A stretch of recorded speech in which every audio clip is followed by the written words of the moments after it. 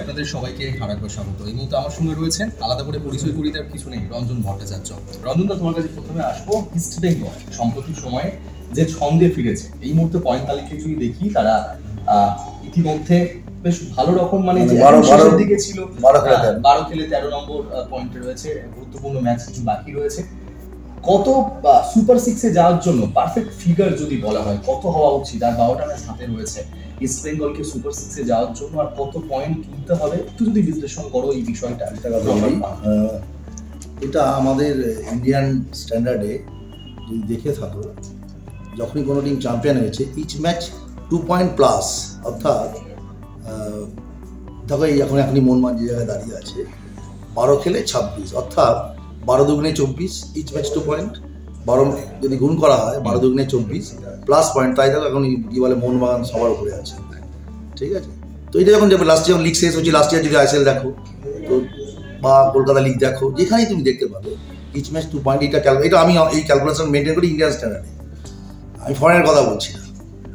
আর east বেঙ্গলকে super সিক্সে যেতে গেলে ইস্ট বেঙ্গল এখন অনেকটাই পিছিয়ে আছে এই কারণেই, যেহেতু এটাও যদি দেখবে ইচ ম্যাচ 1.5 পয়েন্ট, অর্থাৎ 1.5 পয়েন্টে এক একটা ম্যাচ 1.5 পয়েন্ট হিসাবে যদি ক্যালকুলেট করে যেতে পারে, তাহলে কিন্তু দেখা যাবে যে মোহনবাগানকে আমরা এই ইস্ট বেঙ্গলকে আমরা সুপার সিক্সে দেখতেই পাচ্ছি।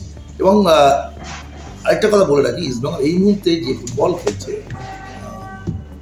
ইস্ট বেঙ্গলের যে সুপার সিক্স এবছর দেখতে পাওয়া যায়, আমি আবারও বলবো অবাক হবার কিছু হবে না। যেভাবে রানে চলে এসছে ইস্ট বেঙ্গল, সেই জায়গা থেকে দেখা যেতেই পারে। আমি খুব আশাবাদী, এটা আমি বলতে পারি। মিডফিল্ড অর্গানাইজেশন দারুণ, এবং অস্কার ব্রুজো যেভাবে টিমটাকে অর্গানাইজ করছে, খুব বুদ্ধিত্ব, মানে তার প্রত্যেকটা পদক্ষেপে খুব বুদ্ধিত্বর ছাপ রয়েছে।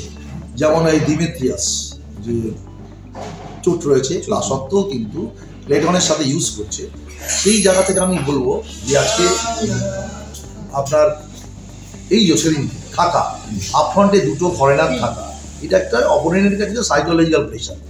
এবং হোম গ্রাউন্ড, সেই জায়গায় আমি দিমিত্রিয়াস ঠিকই করেছে, চোট থাকাটা অবশ্য তাকে গেলেই যেমন গোল করার পরে সঙ্গে সঙ্গে তুলে আবার ম্যাচে কি বলে ম্যাচের গ্রাফ ঠিক রাখার জন্য। কিন্তু সঙ্গে কি হয়, একটা চোট প্লেয়ার যখনই যে অ্যাচিভ করে যাবে, লক্ষ্যে অ্যাচিভ করে যাবে, অর্থাৎ সে স্ট্রাইকার, সে গোল করে ফেলেছে, কনফিডেন্স, হ্যাঁ, অটোমেটিক্যালি কি হবে তার মধ্যে একটুখানি ল্যাক আসবে। এবং অস্কার ব্রুজো একদম আমি বলবো ওই সময় সঠিক চেঞ্জ ডেভিডকে নামিয়ে দেওয়া। ডেভিড তখন নেমে কিন্তু আরও বেশি, তখন কিন্তু আপনি যদি ওয়ার্ক রেট হিসাব করেন ম্যাচে, হ্যাঁ, রানিং ওয়ার্ক রেট, তাহলে কিন্তু দেখবেন বেড়েছে ডেভিড নেওয়ার পরে। ডেভিড যে ওয়ার্কলোডটা নিয়েছে, এটা দিমিত্রিয়াস সেরকম নেওয়া সম্ভব ছিল না। একে চোটগ্রস্ত প্লাস গোল করে ফেলেছে, তার মধ্যে একটা ল্যাক অটোমেটিক আসবে, ঠিক আছে, সাইকোলজিক্যাল ব্যাপার এগুলো। তো সেই জায়গা থেকে আমি বলবো, এবং আমি আশ্চর্য হচ্ছি ক্লেটনের খেলা দেখে। ক্লেটন লাস্ট ম্যাচগুলো যেভাবে মানে বিধায়ক সুলভ ম্যাচ খেলছে, হয়তো গোল পাচ্ছে না, বাট যে ওয়ার্কলোড নিচ্ছে এখন মডার্ন ফুটবলে আপনার স্ট্রাইকার, আমরা যখন খেলি তখনও কোচেরাও দেখতাম স্ট্রাইকার মানে বেশি নড়াচড়া করে বক্সের সামনে থাকবে, ওখানে বল যাবে, তুমি গোল করবে। তো এইসব ব্যাপারগুলো ছিল। তো এখন কিন্তু স্ট্রাইকার শুধু দাঁড়িয়ে থাকলে হবে না, অ্যাটাকের সময় জয়েন করলেই হবে না, ডিফেন্সও কিন্তু একটা বড় ভূমিকা আছে, যেটা আমিও করে থাকি। আমার যারা স্ট্রাইকার খেলে, যখন যে টিমের দায়িত্বে থাকি, এটা একটা রোল, মানে এটা একদম যে আমাদের অ্যাটাকার্সদেরও একটা ডিফেন্ডিং রোল কি বলে আছে। সেটা কিন্তু ইস্ট বেঙ্গলে অস্কার ব্রুজো আসার পর থেকে আমি ভীষণভাবে দেখতে পাচ্ছি যে অ্যাটাকিং এবং ডিফেন্ডিং বোথ সাইডে দারুণ একটা ব্যালেন্স করে উনি চলছেন। তো সেই জায়গা থেকে আমি বলবো যে ইস্ট বেঙ্গলের খেলা খুব ইমপ্রেসিভ। দেখুন, মোহনবাগান তো অবশ্যই কি বলে একটা ভালো ইয়ের মধ্যে দিয়ে যাচ্ছে। দেখুন, লিগে এক একটা ম্যাচ আপনার সব দিন আপনার কথা চলবে না, আপনার সব ফরমেশন কাজে লাগবে না, সব চেঞ্জগুলো কাজে লাগবে না, সেরকম একটা দিন লাস্ট ম্যাচে গেছে। তো যাই হোক, কিন্তু এই জায়গা থেকে বলবো যে ইস্ট বেঙ্গল যেভাবে কামব্যাক করেছে, আমি অস্কার ব্রুজোকে ভীষণভাবে ক্রেডিট দেবো। তিনি টিমটার মধ্যে সংগতি ফিরিয়ে এনেছেন, এবং প্রতিটা স্টেপসে উনি খুব ভাবছেন। এবং যেটা দরকার একটা কোচের পক্ষে, যেটা হচ্ছে যে প্লেয়ারদের থেকে ভালোবাসা আদায় করে নেওয়া। তিনি যে নলেজেবল, এটা কিন্তু আমার মনে হয় সক্ষম হয়েছেন প্লেয়ারদের, অপোনেন্টকে বোঝাতে, অর্থাৎ তার প্লেয়ারদের বোঝাতে সক্ষম হয়েছে যে আমি ফুটবলটা যেভাবে পরিচালনা করতে চাইছি, সেটা প্লেয়াররা কিন্তু বুঝেছে না সঠিক।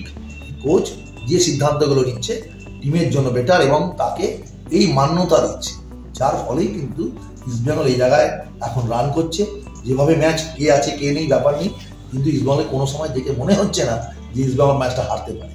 তো প্রথম দিকে 10 মিনিট একটুখানি সমস্যা হচ্ছিল, বাট তারপর কিন্তু আস্তে আস্তে ম্যাচে চলে এসছে এবং সুন্দর ফুটবল খেলেছে। যেটা আমি বলতে চাই যেটা হচ্ছে যে অ্যাটাক এবং ডিফেন্স ভীষণভাবে মানে অর্গানাইজ হয়েছে, ভীষণ অর্গানাইজ হয়ে দিয়ে খেলছে, ফুটবল খেলছে। তো সেই জায়গা থেকে ইস্টবেঙ্গলকে যদি সুপার সিক্সে আমরা অবাক হওয়ার কিছু নেই, আর ওইটা মেনটেন করতে হবে। 1.5 পয়েন্ট অ্যাভাব, ওইটাও কিন্তু 1.5 পয়েন্ট অ্যাভাব। দেখবে লাস্টে যখন লিগ শেষ হবে সুপার সিক্সের যে টিমটা 6 হয়েছে সেটা নয় কি বলে 1.5 পয়েন্ট অর 1.5 পয়েন্ট অ্যাভাব, ঠিক আছে? তো সেই জন্য অর্থাৎ 24খানা ম্যাচ, তো 24খানা ম্যাচে হচ্ছে অর্থাৎ আপনার 24 পয়েন্ট আর 12 পয়েন্ট, 36 পয়েন্ট থেকে 38 পয়েন্টের মধ্যে দেখবেন 39 থেকে 34 এর মধ্যে সুপার সিক্স হবে একদম। এটা হলো একদম কনফার্ম, তার তো নিচেও হতে পারে, এই নয় সেটা একদম একদম আমি বলে দিচ্ছি 36 পয়েন্ট 35 থেকে 39-এর মধ্যে দেখবেন আপনার কি বলে সুপার সিক্স হয়ে গেছে।